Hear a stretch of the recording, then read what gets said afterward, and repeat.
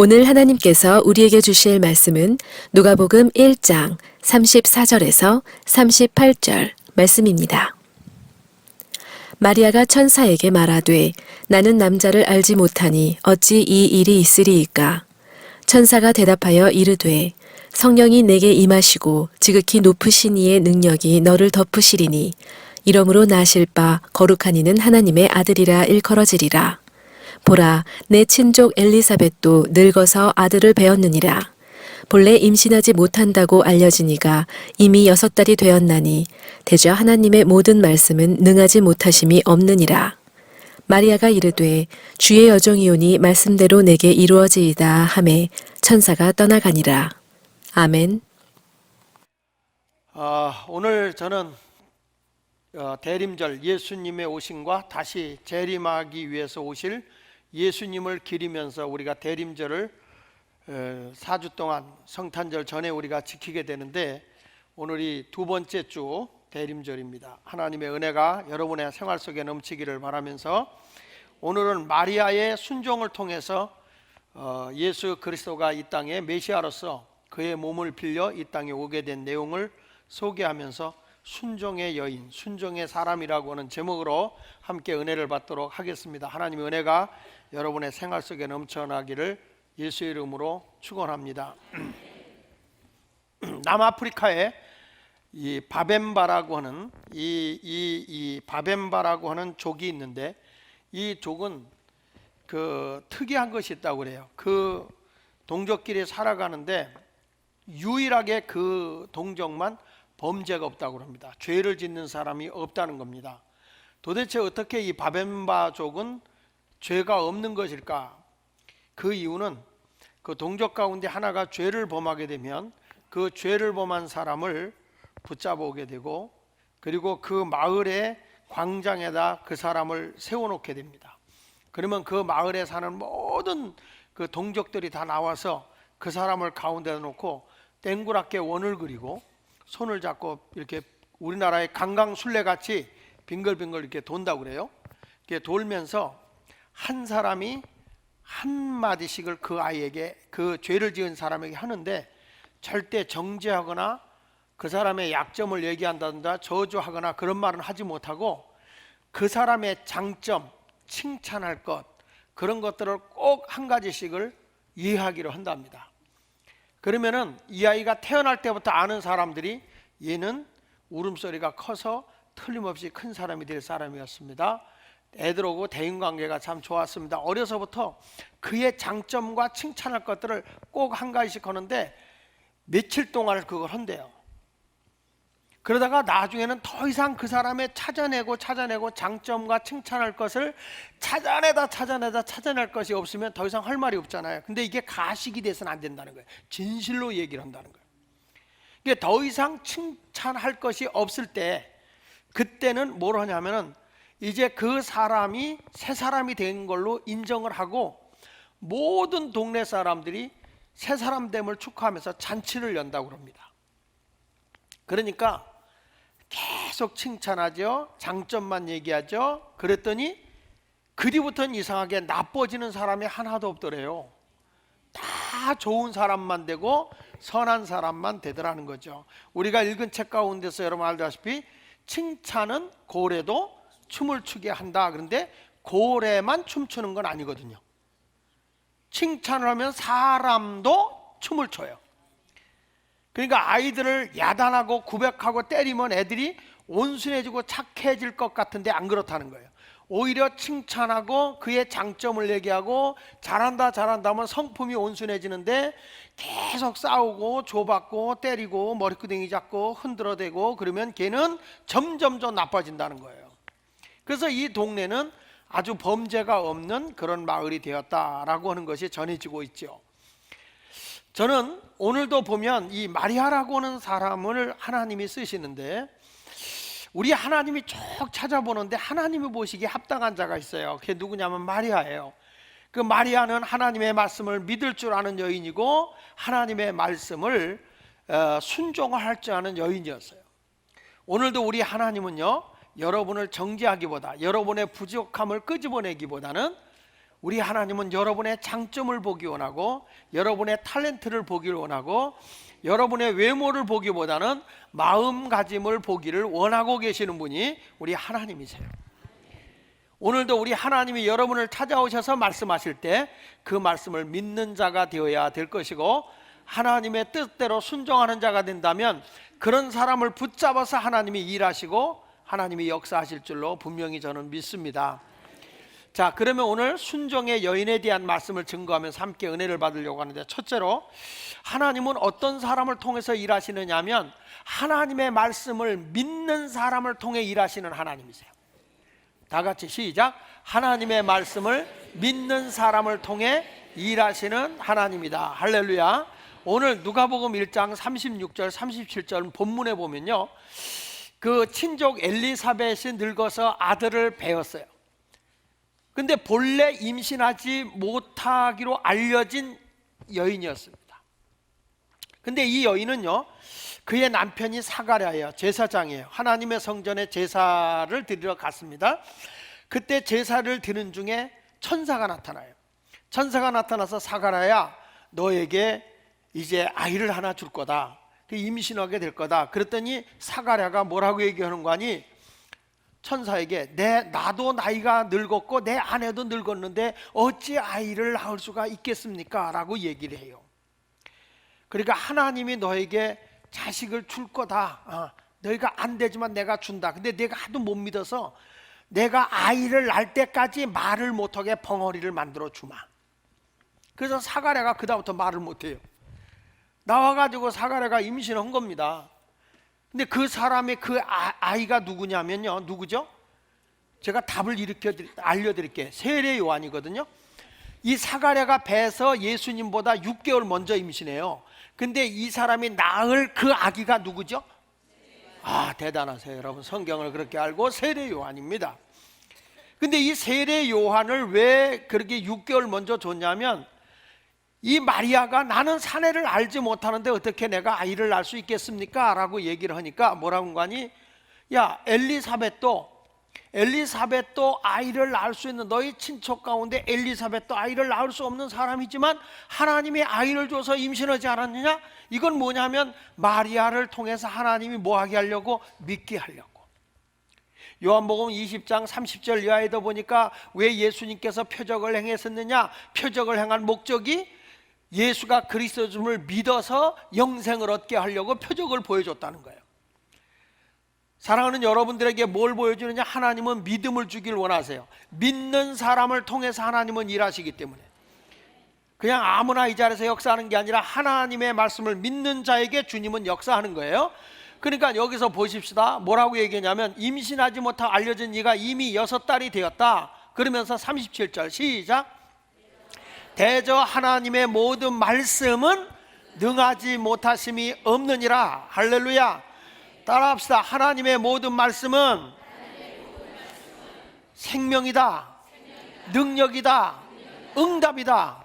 여러분, 그 말씀을 내가 믿으면 그 말씀대로 이루어진다는 거예요. 하나님의 말씀은 능하지 못함이 없다는 겁니다. 여러분들이 말씀을 들을 때에 그 말씀이 저거 나에게 주는 말씀이야, 생명의 말씀이야, 능력의 말씀이야, 이 말씀을 내가 믿어버리잖아요. 그러면 그 말씀이 능력으로 내게 나타난다는 거예요. 정말 놀라운 일이 아니겠습니까, 여러분? 그러니까 지금 마리아에게 하는 말이 하나님의 말씀을 믿으면 능치 못함이 없어 하는 거예요. 저거는 목사님이 하는 얘기지가 아니라 여러분들도 하나님의 말씀이 믿어지면 그것이 능력으로 내게 나타나게 되는 걸 믿으시기 바랍니다. 야고보서 5장 14절로 15절에도 이런 말씀이 나오거든요. 믿음의 기도는 병든 자를 구원하리니 주께서 일으키시리라 그랬어요. 그러면 내가 하나님의 말씀을, 이 말씀을 믿어야 되는 거예요. 믿음의 기도는 병든 자를 구원한다는 거예요. 어떤 사람은 그래요. 누가 능력 있으니까 그 능력 있는 사람 찾아가면 병이 날 거다. 절대 사람 쫓아다니지 마세요. 하나님의 말씀 자체가 능력인 거야. 그 말씀을 믿음으로써 일어나는 것이지, 누가 용하다, 어디 가면 잘한다, 어디 가면 잘한다, 절대 그런 데 휘둘리는 신앙은 다 뭉개지는 거예요. 사람을 따라가 다녀서는 안 되고 오직 하나님의 말씀이 믿어질 때 역사가 일어나는 줄로 믿으시기 바랍니다. 어느 집에서 이러더랍니다. 아내가 교회 가서 기도하고 말씀을 듣고 자꾸 오는데 남편은 예수를 안 믿어요. 그럼 여러분, 교회 가는 사람이 뭐 죄 짓습니까? 오히려 성결하고 바르게 살려고. 근데 이상하게 교회 안 다니는 남자들이 예배당만 갔다 오면 싫어하거든요. 근데 그날도 성경을 탁 들고 예배 드리고 오는데 남편이 뭐라고 얘기하는 거니? 아주 그 남편 얘기 그대로 얘기하면 전현이 미쳤어, 그런 거예요. 그러면서 성경을 뺏어 가지고 그 집에 난로에다가 그 성경책을 집어넣으면서 뭐 하나님의 말씀은 뭐 변함이 없어? 천지는 없어져도 하나님 말씀이 안 없어진다고? 내일 아침에 보자. 하나님의 말씀이 없어지나 안 없어지나 난로 뿌리다 집어넣은 거예요. 그러니까 이 아내가 여보, 하나님 말씀을 그렇게 태우면 안 된단 말이야. 차라리 나를 때려. 난로 뿌리다 집어넣고 남자는 이제 잠이 든 거예요. 그 다음날 아침에 새벽에 일어나서 자기가 한 것이 생각이 나서 난로를 딱 열고 봤어요. 또 궁금한가 봐요. 천지는 없어져도 하나님 말씀은 안 없어진다고 그랬으니까 이게 어떻게 됐을까 하고 보니까 다 탔더래요. 성경책이 다 탔더래요. 그 사람이 타면서 뒤적뒤적 하는데 이게 안 탄 부분이 나온 거예요. 안 탄 부분이. 이게 뭐지? 안 탄 부분이 뭐야? 그리고 딱 끄집어냈는데 말씀이 마태복음 24장 35절만 안 탄 거예요. 딱 떠오르는 게 뭐냐면 천지는 없어지겠으나 내 말은 없어지지 아니하리라 하는 말씀이 그 구절만 딱 남아있는 거예요. 여러분, 이 사람이 거기서 충격을 받은 거예요. 이거는 하나님이 하신 일이다. 하나님. 그래서 그분이 그 뒤부터 하나님 말씀이 무서워서 교회 나왔다는 거예요. 그러니까 아예 여러분 남편이 교회 안 나오면 한번 날라라도 태워봐, 이렇게 한번 해봐요. 하나님의 역사는, 하나님의 말씀은 놀라운 능력이 있어요. 그 말씀을 믿어야 됩니다. 여러분, 하나님의 말씀은 능히 이루어짐을 믿으시기 바랍니다. 아브라함과 사라도요, 나이가 많아서 아이를 가질 수 없었잖아요. 그런데 로마서 4장 17절, 16절, 17절부터 보면 이런 말씀이 나와요. 아브라함이 뭐라고 하냐면 그가 믿은 바 뭘 믿었어요? 그가 하나님은 죽은 자를 살리시는 하나님을 믿었다는 거예요. 그러니까 내 몸이 나이가 들어서 아이를 낳을 수 없는 이미 난자, 또 남편도 사내구실을 할 수 없는 상태에 있지만은 하나님은 죽은 자도 살리시며 없는 것을 있게 하시는 분이라, 있는 것으로 부르시는 이다. 그 다음에 18절에 뭐라고 그러냐면 아브라함은 바랄 수 없는 중에 바라고 믿어서 이는 내 후손이 이가 되리라 하신 말씀대로, 뭐대로? 많은 민족의 조상이 되게 하려 하심이니라. 그러니까 죽은 자를 살리시는 하나님, 없는 것도 있게 하시는 하나님. 할렐루야. 어저께 저녁 신방을 했는데요, 남자분들과 신방을 저녁 늦게 하고 이제 식사를 하게 됐어요. 근데 식사를 하면서 남자분들이 그런 간증을 하는 거예요. 목사님, 정말 내가 우리 예수마을교회 올 때 아무것도 얻고 왔다는 거예요. 목사님, 내가 교회 올 때 가정형편이 너무 부도나고 어려워서 호적에 자식들도 내가 호적에 올리지 못하고 할머니의 호적에다 올려놓고 자기들은 행불된 사람처럼 살았다는 거예요. 근데 하나님이 우리 교회에 와서 얼마나 자기에게 은혜를 주는지 너무너무. 근데 자기가 은혜를 받으니까 하나님의 말씀이 뭐가 자기에게 오냐면, 베드로가 십자가에 감히 어떻게 예수님처럼 똑바로 십자가에 매달려 죽겠느냐, 나는 베드로처럼 거꾸로 매달려서 십자가에 죽는 심정을 가지고 주님을 믿겠다, 그런 은혜를 받았대요.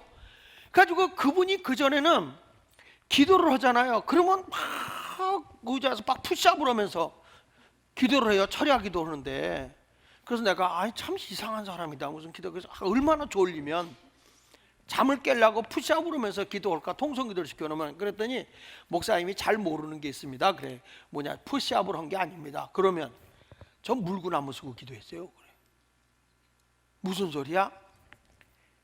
물구나무 서서 기도했대. 왜? 십자가에 거꾸로 매달리는 심정으로 자기가 했대. 그 어떻게 물구나무가 서지냐 그랬더니 제가 기계체조를 했거든요. 제가 기계체조를 해서 거꾸로 매달려 그런 식으로. 하여튼 그 사람이 기도할 땐 별났어요. 진짜 별나게 기도해서 우리 교회 문권사님이신데 일부 예배 왔다 가셨거든요. 근데 지금에 와서 보니 하나님이 얼마나 우리 집에 복을 줬는지, 가족들이 다 모여가지고 이렇게 변화됐다고 그 간증을 막 하는 거야. 하나님이 아무것도 없는 데서 하나님의 말씀을 믿으니까 무에서 유를 창조하시는 하나님이라는 거예요. 없는 것 같은데 하나님이 주시더라는 거예요. 집에 부도가 나고 너무 어려웠대요. 근데 우리 교회 그때 황수관 장로님이 와서 간증할 때인데 식사 대접을 하라 그랬더니 그 아내 권사님이 제가 식사 대접을 하겠다고 그랬대. 근데 집안에 먹을 것도 없는데 무슨 식사 대접을 하느냐. 그래도 아내가 하겠다는데 남자가 어떻게 해요. 가지고 식사 대접을 했대요. 근데 남자가 이렇게 기도했답니다. 하나님이 살아계시면 내 돈 안 주는 놈이 돈 갖고 오게 해 주십시오. 아니 뭐 남을 대접하면 대접을 받고자 하는 대로 대접을 한다고 그랬으니까 주십시오. 그렇게 기도했는데 대접을 하고 났는데 그렇게 3년 동안 한 번도 돈을 안 갚아둔 사람이 들어오더니 생각나서 왔다고 돈 갖고 주더래요. 왜 그런지 아세요? 믿음을 키워주기 위해서 하나님이 증거를 보여줍니다. 자기는 정말 하나님이 계시면 내가 믿을 테니까 하나님 복권, 로또 복권 되게 해달라고 그랬대네. 기가 막히죠? 옆에서 막 아내가 기도하고 있었대요. 기도를 막 하는데 자기는 그걸 보고 있었대. 보고 있는데 다 맞아가더래. 소리 질렀다 자기가 괴성을 지르고. 근데 끝에 자리 한 글자만 틀리더래. 자기가 대접한 거 30배는 보상받아야 되지 않냐 이거예요. 근데 그 끝에만 틀렸는데 나중에 얼마 받냐? 260만 원 받았대요. 그러면서 자랑하는 거야. 나는 6번 그렇게 됐다고. 여러분은 한 번도 안 되잖아. 그래서 내가 속으로 그래서 얼마나 믿음이 개떡 같으면 자꾸 하나님 표적을 보여줄까. 내가 그랬어요. 그때 믿음이 좋았으면 그때가요 1위가 400억을 받을 때래네. 근데 그거 받을 건데 못 받아. 그때 그냥 가슴을 치고 통탄하지. 저는 그런 것을 얘기하는 게 아니라 이 사람에게 하나님이 믿음을 키워주기 위해서, 하나님이 여러분 내가 뭘 이루었다가 중요한 게 아니라 하나님의 말씀을 믿는 게 능력이지 뭘 이루어졌다가 중요한 게 아니에요. 그러니까 아브라함도 무에서 유를 창조하신 하나님을 믿은 거고요, 바랄 수 없는 것을 바라봤을 때 하나님이 이루어 주시더라는 거죠. 가나안을 바라보는 그런 하나님의 역사를 믿으시기 바랍니다. 사랑하는 여러분, 내가요 하나님 말씀을 믿잖아요. 그러면 안 될 것 같은데 그 말씀을 믿고 그 말씀을 확신하고 내가 나가면 하나님이 그때부터 역사하는 거예요. 말씀은 살아있고 능력이 있는 거예요. 그런 능력이 나타나기를 바랍니다. 오늘 한번 제가 동영상을 잠깐 보시고요, 말씀을 통해서 불가능함을 가능하게 했던 사건을 잠깐 동영상으로 보도록 하겠습니다. 한 인생이 성공하고 실패하는 데 있어서 말씀 한마디가 이렇게 큰 영향을 주는 것입니다. 이 사람은 내게 능력 주시는 자 안에서 내가 모든 걸 할 수 있다는 말씀을 붙잡고 믿은 것입니다. 여러분, 오늘 하나님의 역사를 이루어 나간다고 하는 그 삶 속에서는 내가 다른 것이 아니라 하나님 말씀 자체를 믿으면 그것이 내게 능력으로 다가오는 것이죠. 오늘도 하나님은 아무나 쓰는 거 아닙니다. 마리아를 왜 하나님이 쓰신지 아십니까? 하나님의 말씀을 믿을 수 있는 사람이었고 믿는 여인이었습니다. 그렇기 때문에 하나님이 쓰시는 거예요. 두 번째로는 어떤 사람을 하나님이 쓰느냐? 하나님은 그 말씀을 믿는 것만이 아니라 그 말씀대로 행하는 사람, 순종하는 사람을 통해서 일하시는 하나님이세요. 한번 따라합시다. 순종하는 사람을 통해서 일하시는 하나님. 자, 여기 누가복음 1장 38절에 이렇게 말하죠. 마리아가 이르되 주의 여종이오니, 다 같이 말씀대로 내게 이루어지이다 하매 천사가 떠나가니라. 무엇대로 이루어진다고? 말씀대로 이루어지이다 라고 말씀하고 있어요. 이것은 뭐냐 하면 하나님께서 이미 이사야 선지자를 통해서, 구약의 수많은 선지자를 통해서 이 땅의 인류를 구원하기 위해서 완전한 하나님이시면서 완전한 인간, 죄가 없는 인간으로 오셔서 하나님의 역할을 하면서 하나님과 인간을 중보하고 화해하실 그런 완전한 하나님이셔서 죄가 없는 완전한 하나님이 인간의 모습으로 오신 그 예수 그리스도는 처녀의 몸을 빌려서 성령으로 잉태되어 이 땅에 임마누엘로 오실 예수 그리스도라는 것이죠. 그것을 이미 예언했었어요. 그 말씀을 누가 믿느냐? 마리아가 믿고 순종하는 거예요. 이사야서 7장 14절에 보니까 그러므로 주께서 징조를 너희에게 주실 것이라. 보라, 뭐라고 그랬죠? 처녀가 잉태하여 아들을 낳을 것이요 그 이름을 뭐라고 하리라? 임마누엘이라 하리라. 이렇게 말씀하고 있잖아요.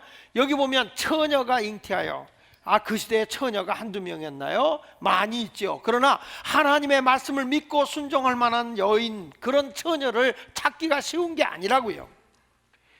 오늘 이 자리에 오셔서도 하나님이 무엇인가 일을 행하시고 어떤 일을 행하실 거거든요. 저는 분명히 하나님이 우리 교회 성전 이렇게 짓고 하나님이 크게 영광을 받으실 거예요. 누군가를 통해서 하나님이 일하실 거예요. 근데 내가 하나님 앞에 온전히 드려지는 자가 돼야 돼요. 내 회사가, 내가 하는 어떤 사업이, 내가 하는 어떤 탤런트가 하나님께 영광이 되고 하나님께 기쁨이 되는 일을 행하신다면 우리 하나님은 틀림없이 그 사람의 회사를 쓸 수도 있고 그 사람의 재능을 쓸 수도 있고 그 사람이 하고자 하는 어떤 사업체도 하나님이 크게 쓰실 수 있거든요.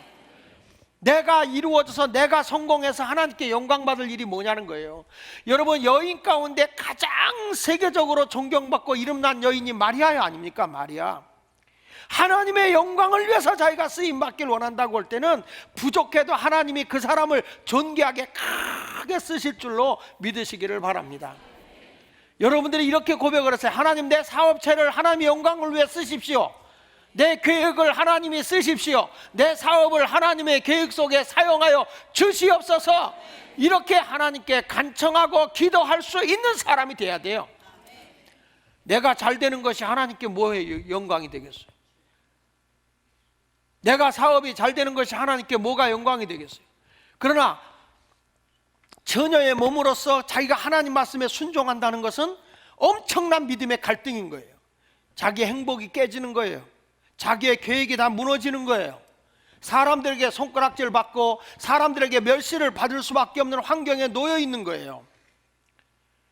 순종이라는 것은 단순하게 순종이 아니라 수많은 믿음의 갈등과 나의 손해와 때로는 내 어떤 자존감이 무너지는 것 같은 그런 아픔이 내 속에 막 파도가 밀려오듯이 나를 밀려올자 할지라도 하나님이 기뻐하는 일이기 때문에 나는 하나님이 원하는 그 길을 걸어가겠습니다라고 고백할 수 있는 성도가 되어야 할 줄로 믿습니다. 그러니까 우리 하나님께서 여러분들의 모든 삶을 온전히 누리고 생활하려고 하면 하나님 말씀에 내가 손해를 봐도 순종하겠다는 각오를 가져야 될 줄 믿습니다. 어느 날 크리스마스가 가까워서 아버지가 선물을 가지고 왔습니다. 아이들에게 선물을 주려고 하는데 아버지가 누구에게 선물을 더 많이 줄까 하다가 엄마 말을 잘 듣는 사람에게 주겠다라고 애들한테 얘기를 했어요. 엄마 말을 잘 듣는 사람에게 내가 이 선물을 줄 거다 그랬더니 애들이 우린 끝났네 그러더래. 그게 무슨 소리냐? 아빠가 가져야지 뭐. 그러면 엄마 말을 가장 잘 듣는 사람이 누구야? 아빠밖에 더 있어? 그러더래.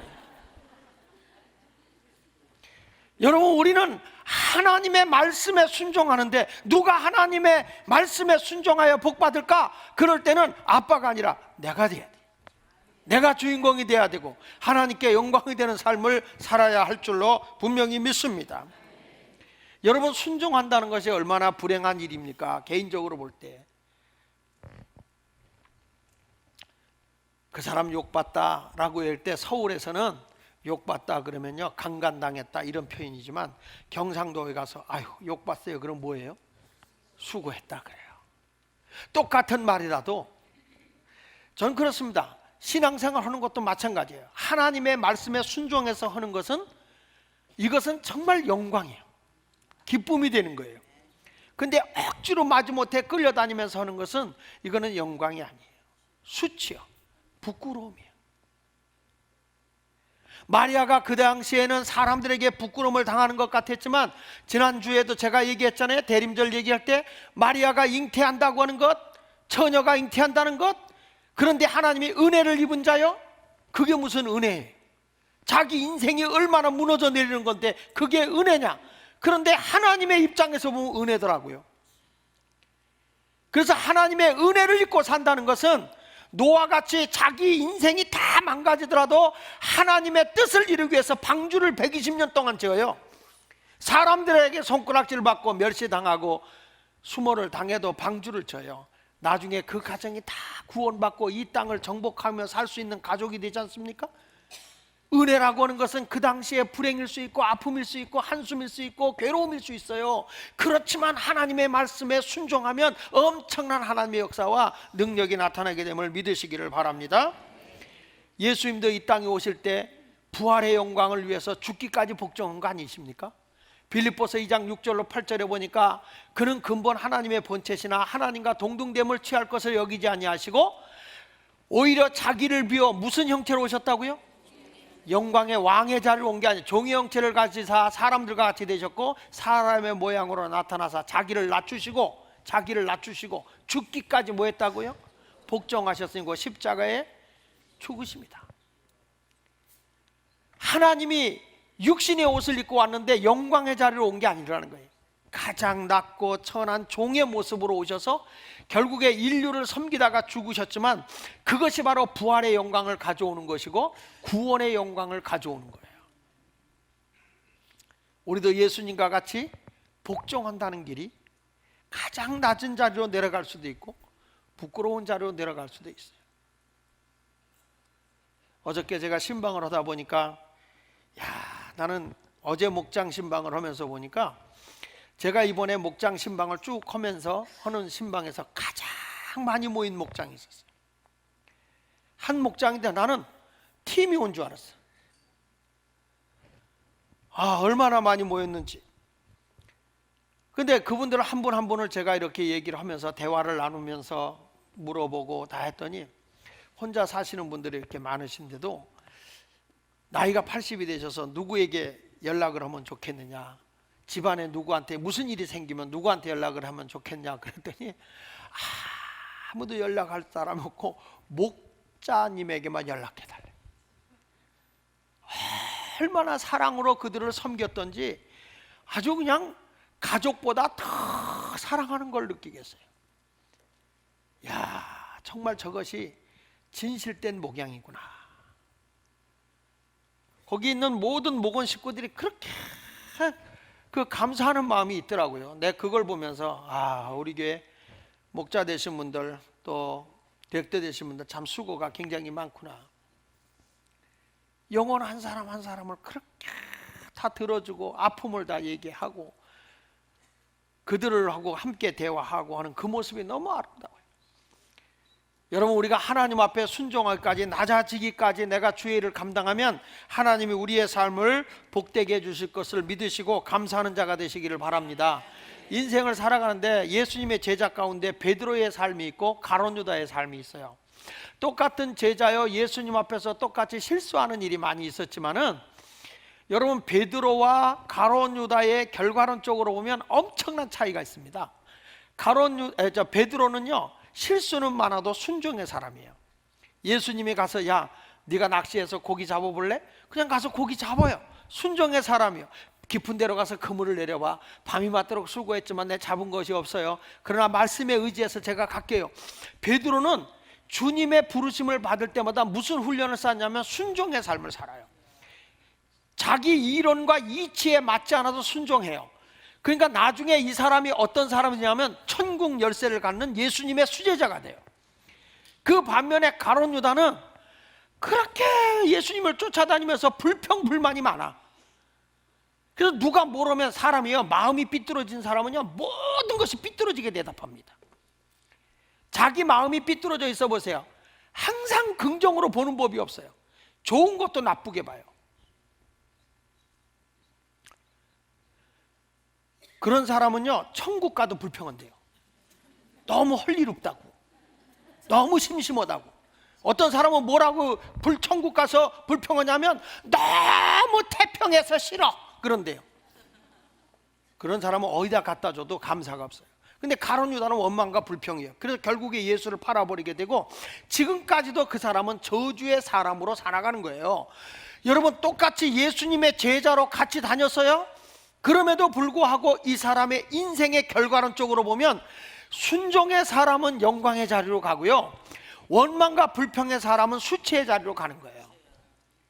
우리 마리아가요, 여인 중에 가장 존경받는 여인이 된 거 왜 그래요? 절대적 순종을 한 거예요. 있을 수 없는 내 몸을 빌려서 내가 이 메시아를 출생시켜야 되겠다. 그랬을 때 그 여인이 하는 말이 주의 여종이오니, 주의 여종이오니 주의 말씀대로 이루어지리다 고백을 하는 거예요. 여러분, 하나님 말씀에 순종을 하십시오. 하나님은 위대하게 여러분을 쓰실 줄로 믿습니다. 11세기에 아주 유명한 독일의 황제로 불려지는 헨리 3세가 있는데, 이 사람이 독일을 통치하고 지도하고 있는데 너무 스트레스가 심한 거예요. 그래서 차라리 내가 황제 자리를 내려놓고 내 수도사로 올라가서 저 수도원에서 근심 걱정 없이 스트레스 안 받고 내 도를 닦으면서 마음의 안정을 누리면서 평안하게 살아야 되겠다, 이렇게 마음을 먹고 이 수도원을 찾아갑니다. 헨리 3세가, 황제가 찾아가서 거기 수도원 원장 리처드를 만나요. 리처드를 만나서, 원장님, 내가 독일의 황제인 거 아시죠? 아이고, 알다 말다. 나 황제하기 싫어. 너무 스트레스 받아서 날 황제 안 할란다. 나는 그저 수도사가 되고 싶다. 그러니 나를 이 수도원에서 수도사로 받아달라, 이렇게 얘기를 합니다. 그때 이 수도원 원장이 기가 막힌 거예요. 눈이 땡그랗게 커졌어. 아마 그런 생각했는지 모르죠. 나하고 바꿀래? 그런지도 모르겠죠. 그런데 한참 바라보고 있다가 너무 간청하고 애원하니까 그 헨리 3세한테 얘기를 합니다. 당신이 정말로 수도사가 되길 원하느냐? 정말 수도사가 될 거다. 나 황제 자리를 내려놓겠다. 그때에 이 리처드 원장이 얘기를 합니다. 우리 수도사에 귤이 있다. 그 귤은 뭐냐면 절대 순종이다. 어떤 일이 있어도 순종하는 것이다. 무슨 일을 시켜도 순종할 용의가 있느냐? 그때 이 황제가 순종하겠다. 알았다. 그러면 제가 첫 번째로 내가 귤을 내리겠다. 뭡니까? 순종할 준비가 되어 있습니까? 되어 있습니다. 빨리 나라로 내려가서 백성을 섬기고 나라를 통치하도록 하시오. 그래서 순종으로 내려가가지고 그분이 백성들을 섬기고 참 백성을 사랑하다가 독일에서 가장 존경받는, 아주 현제라고까지도 얘기해주는 아주 현명한 제독이죠. 그 황제로서 존경받는 사람이 된 거예요.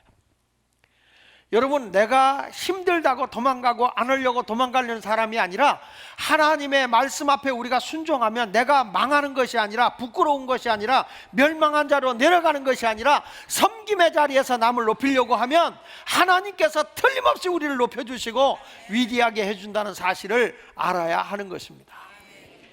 오늘도 이 마리아라고는 여인은 그냥 이루어진 것이 아닙니다. 하나님 앞에 절대적 순종을 한 것이죠. 자, 여러분, 하나님 말씀해 줄 때 대접받고 싶은 분들은 너희는 남을 대접해라 말씀하시죠? 모르십니까? 대접받고 싶은 대로 남을 대접하라. 내 남편 왕같이 대접하면 내가 뭐가 된다고 그랬어요? 왕비. 남편을 개같이 대접하면 내가 뭐가 된다고 그랬어요? 아줌마들? 견처. 그러면 남편을 왕같이 모시면 우리 자녀들은 뭐가 돼요? 왕자 공주가 돼요. 그러면 남편을 개같이 모시면 우리 애들은 뭐가 돼요? 강아지라고 그러세요? 개새끼가 뭐예요? 개새끼가. 사람을 어떻게 대접하냐에 따라서 인생의 자체가 달라지는 거예요. 그래서 성경을 말하는 겁니다. 내가 대접받고 싶은 만큼 남을 대접해봐라. 남을 내가 높여줘봐라. 내가 대접받는다. 그런 얘기예요. 미국에서 한 중년 신사가 비가 막 억수로 쏟아지는데 호텔마다 찾아가 봐도 그 마을에 행사가 있어가지고 호텔마다 다 차가지고 방이 없다는 거예요. 그래가지고 마지막 호텔에 갔어요. 가가지고서 여기 우리 두뇌가 묵을 방이 있습니까? 그랬더니 그 종업원이 지금 이 마을에는 행사가 원큰 행사가 3건이나 있어서 호텔마다 꽉 차 있습니다. 우리 호텔도 꽉 차서 더 이상 어떻게 사람을 받을 수가 없습니다. 그러나 중년 어르신들을 이 밤에 어디로 보내겠습니까? 허락만 하신다면 제가 쓰는 방을 내드리고 싶습니다. 조그만 방이지만 제 방에 와서 쉬셨다 가겠습니까? 그러면 야 고맙지. 그래가지고 이 사람을 자기 방에다 모셔요. 깍듯이 모십니다. 편히 쉬십시오. 그리고 이 사람 바깥에서 자기는 거하는 거죠. 그 다음날 아침에 이 중년 신사가 너무 고맙잖아요. 내가 호텔비를 내고 가겠네. 아닙니다. 제 방인데요.